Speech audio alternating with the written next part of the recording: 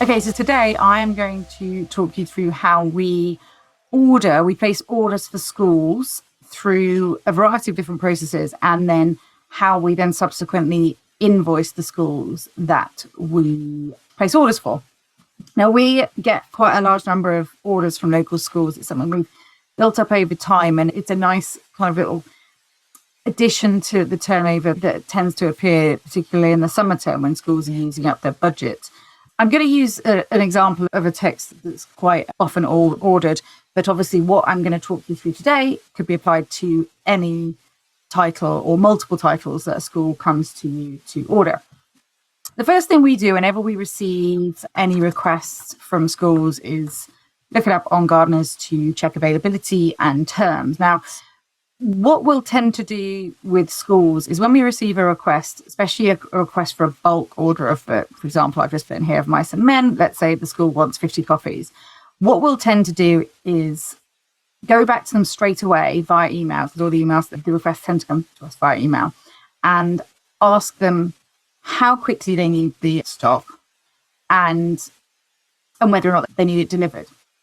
Now, the reason we ask that question is because, for example, this title here of Mice and Men, obviously it's a core title. Gardeners will always have plenty in stock. But as most people know, is that if you're ordering books through Gardeners, you get the benefit of speed, but then the discount might not be quite as high as it would be if you were ordering directly with the publisher. So we will always push that decision back to the schools. Sometimes they'll come back to us and say, we need them as soon as possible. And we'll say, okay, that's fine. And we'll always order them through Gardeners, and so we can get them nice and quickly. And if they've got a little bit more time to play with, we will generally do our best to go back to the publisher to order through the publisher. Now, for this particular example, I'm going to assume that we are placing the request through the publisher. So the school has got a little bit more time to play with. Now, the reason that I'm saying that is because what we have to do for this order, if we're doing it through the publisher, we actually place the order offline. We place it through an email, but then we actually have to record it through our system. So we record it through BatchLine so that when the stock comes in, all of the team know who the stock has been ordered for. And it also lines us up or sets us up so that we can invoice easily through BatchLine. So let's say, for example, this school was requesting 50 copies of Mice and Men. So the first thing we'd do is we'd send an email to our rep, just saying something fairly basic, school order. We'd always put the ISBN in, and it would just be like, hi. And we always tend to ask for terms and availability before we actually place the order. So please advise on terms and availability for 50 Mice and Men. Always put the ISBN. Please do not process the order until we confirm. Thanks. There. So that would be sent off to our sales rep. In this instance, because it's a Penguin order, we'd send it to our Penguin rep. We tend to find that those responses come back to us fairly quickly. So what we'd expect is we'd send that off, and we generally get a response on the same day or perhaps the next day with a confirmation of how many copies are available and what term, so what discount we'd be offered. The reason we ask for that is because we tend to pass on quite a certain amount of discount to the schools. So if we have an order of over £100, we will offer a not insignificant discount to the schools, which will obviously encourage them to buy more through us. We can still offer a discount if we're placing an order through Gardeners, but it wouldn't be as high because the terms we get through Gardeners aren't as good as we get through the publishers. Assuming we've sent this email and we've received a response back from the rep confirming that there are 50 copies available and the terms are suitable, we'll go back and say we want them. So the actual order is placed through email itself. But once we've actually placed the order, we then need to record it through BatchLine. And like I say, the reason for that is that it might not necessarily be me that's in the shop when the order arrives. And we need to make sure that whoever is in and is scanning the stock in knows who this is for and what needs to be done with it. So in order to do that, we just do it like a regular customer order. So we search for the ISBN in BatchLine. In this instance, it's brought back the title. It's got the details of how many are available in Gardeners. and then we place it as a regular customer order. So in this instance, I'm going to place it as if we're ordering the books for Aberdeen School, which is a school local to us.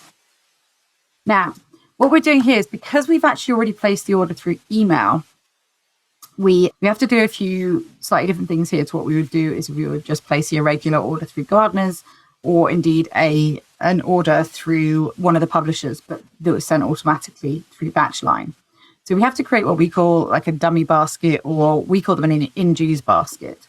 So what that basically means is we're telling the system that we are placing the order, but the order that's being placed through the system isn't actually physically going anywhere. It's being sent via email. It's all being done offline. And this is just us recording that order in BatchLine.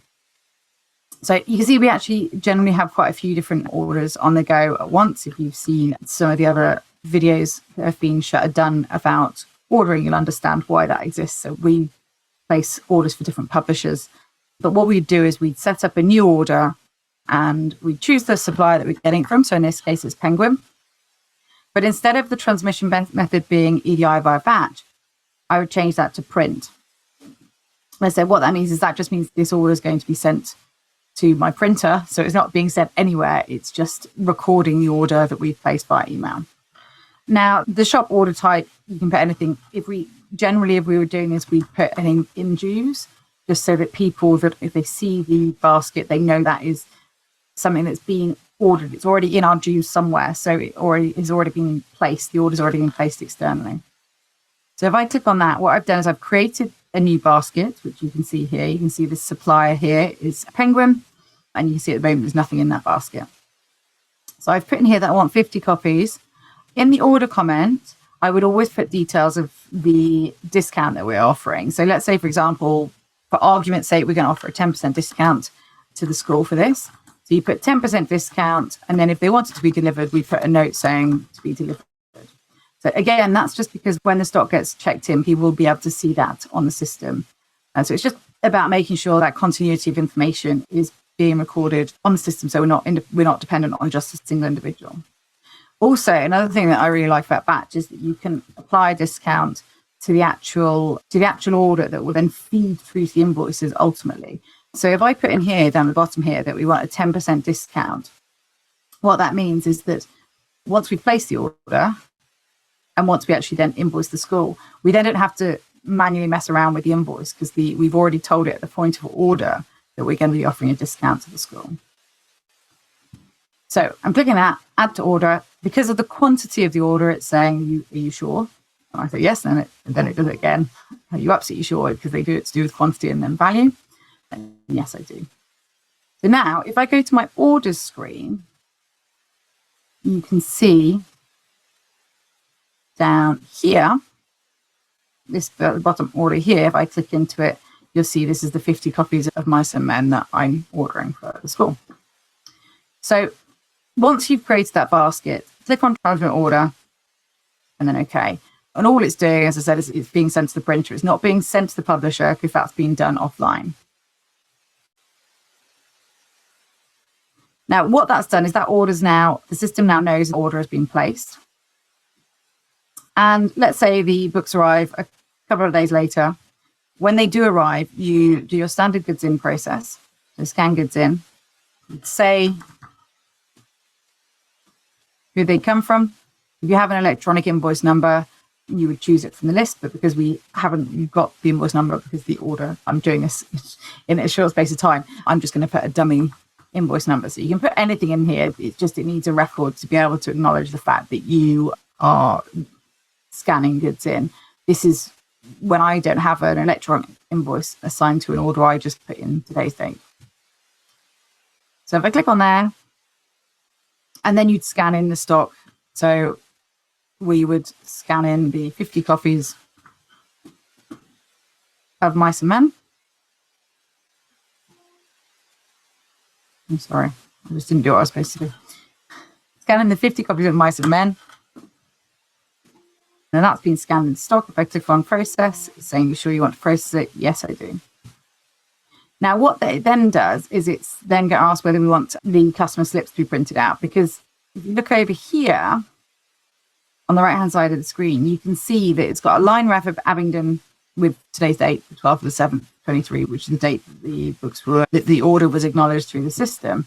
But it's also got the surname here of Abingdon School. And what that basically shows is that it's assigned to a customer. So these items are not going to go into stock. What they're doing is, although they're physically coming into our shop, they'll never show on our website, they'll never show on our stock list. What they'll do is they'll be assigned immediately to a customer. So if I click on print, what that would do is that would print out a customer slip, which would reflect 50 pages, which would reflect the fact that we've ordered 50 copies and received 50 copies of Mice and Men for this particular school. And then you just delete the finished scan goods in header like you would do normally. Now, what that means is if I went into the customer now and looked at the orders that have been placed, so this is the order that we're talking about today. So it says that we've ordered 50 copies. This quantity received shows that we've actually received them now. So they've been scanned into stock and they've been assigned against this school. If I went and looked at the stock record for this title now, it's showing is there's no stock on hand. And the reason for that is because the stock's come in and immediately been assigned to the customer.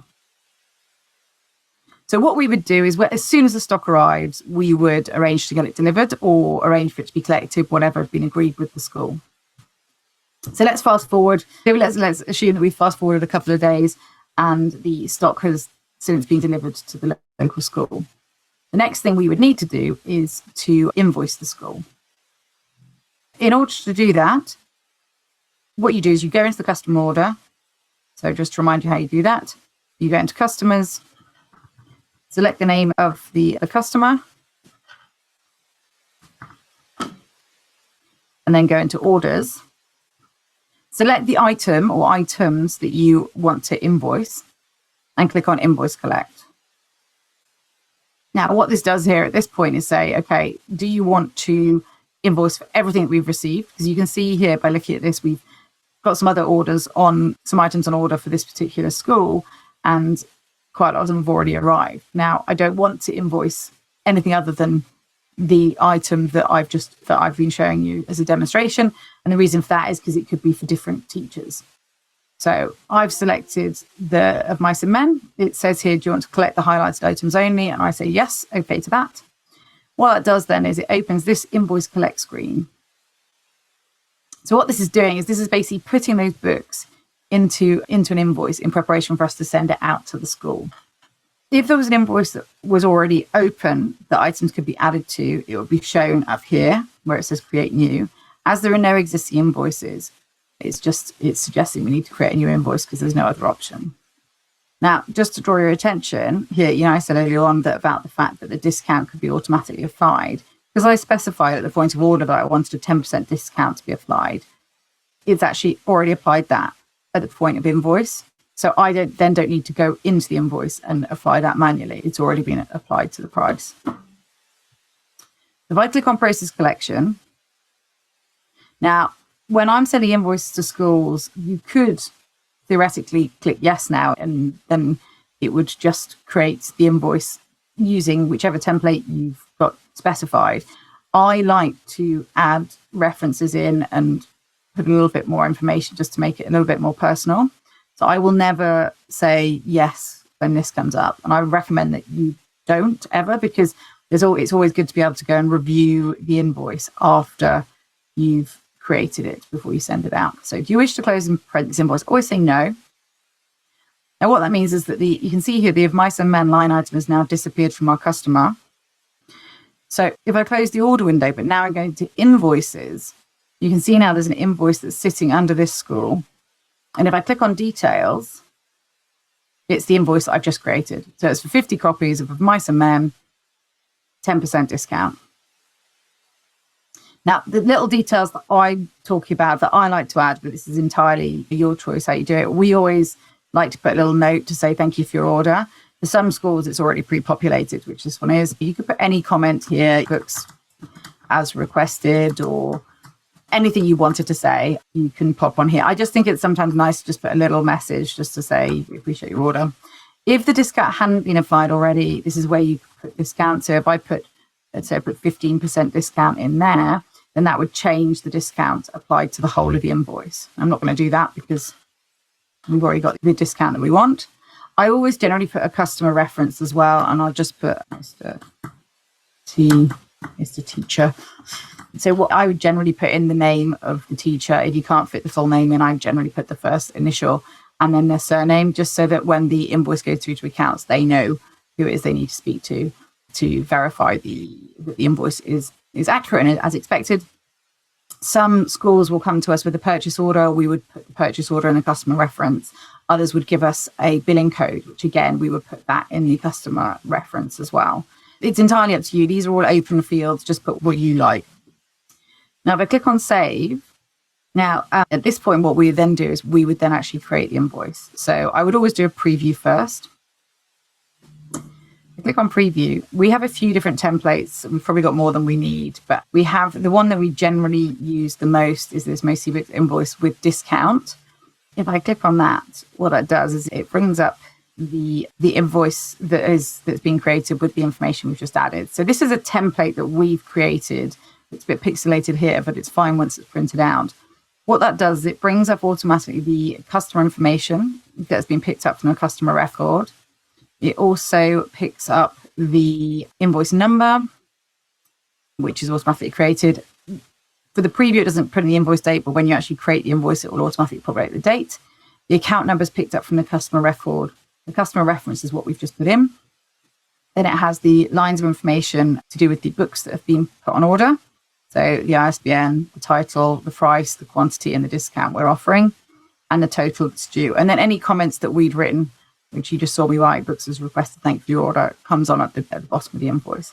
So I was like, let's just do a quick review of the invoice just to make sure it's what we'd expect. This one looks fine. And then I would close that up.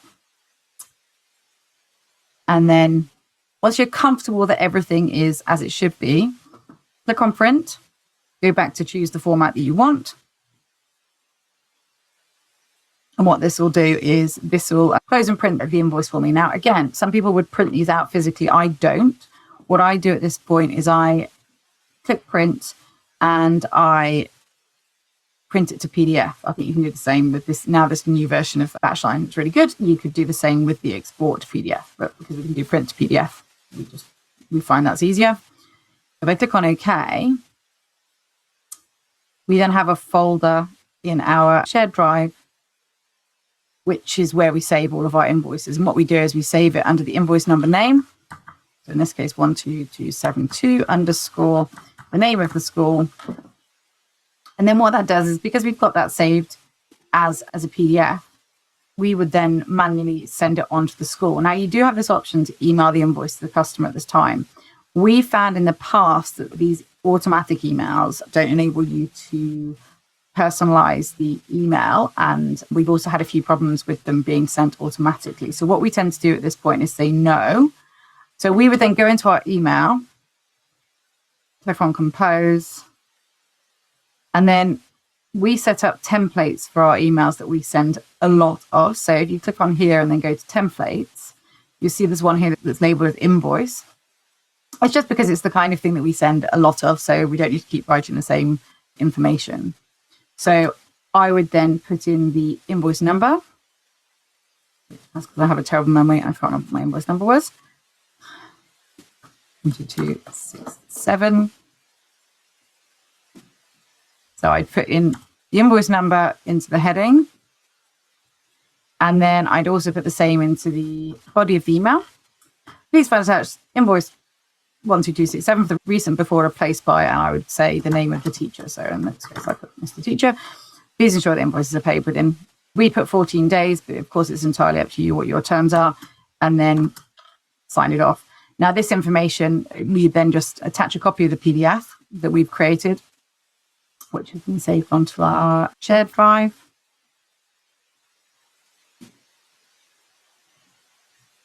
Sorry, I just realised I picked up the wrong one. A wrong number. It's basically 12272. 12272.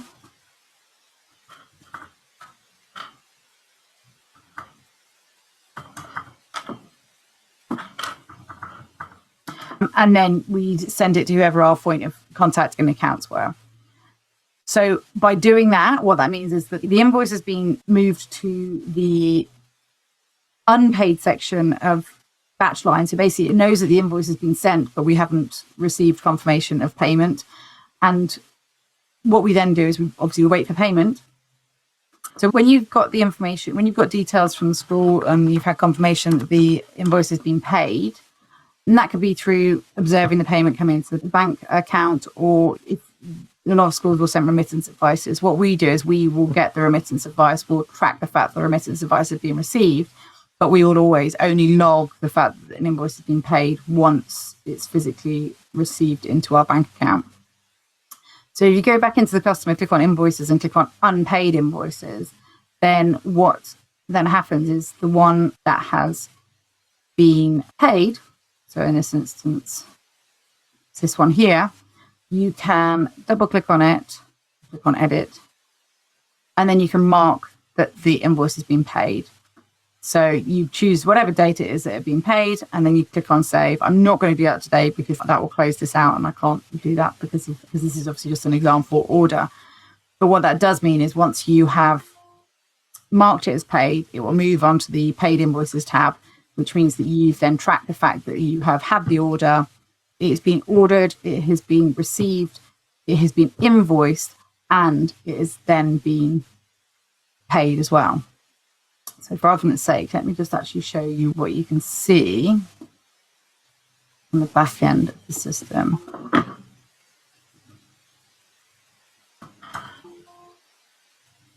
So if you went into the stock record of anything that's been invoiced, in this instance here, you can see it was ordered in the same way as I just showed you. So we added it to a dummy basket. We added it to an end-use basket. It would have been ordered. It would have been ordered separately via email, or actually in this instance, because it was ordered through Gardeners, it could have been sent through a regular order. But it was ordered in the normal way. And then you've got the G, which means that the items were received and scanned in. And then the I up here shows that the item has been invoiced. So what that means is that then the item has gone off the customer record. It's gone out of stock, and there's a record of the fact that the school has received the invoice for it. The acknowledgement of the invoice being paid isn't shown in the stock record, but you can see that by going in and looking at the individual invoices. So it's quite convoluted. There are quite a lot of different steps to it, but the great thing about BatchLine is that you can monitor the full front to back of these school orders by logging things in the way that I've just shown you. If we were going to be doing a school order through Gardeners, which means that we'd be getting our regular discount, we would just put them into a regular Gardeners basket and send it off at the end of the day like we would do a normal stuff order. It's just the only reason we do the ones from the publisher as a dummy basket, as an end-use basket, is because generally, if we email our publisher reps directly and say it's for a school, we will invariably get slightly better terms. So that's the reason we do it. It's a little bit more of a convoluted way around. I hope that was helpful. If you have any questions, then please do let me know.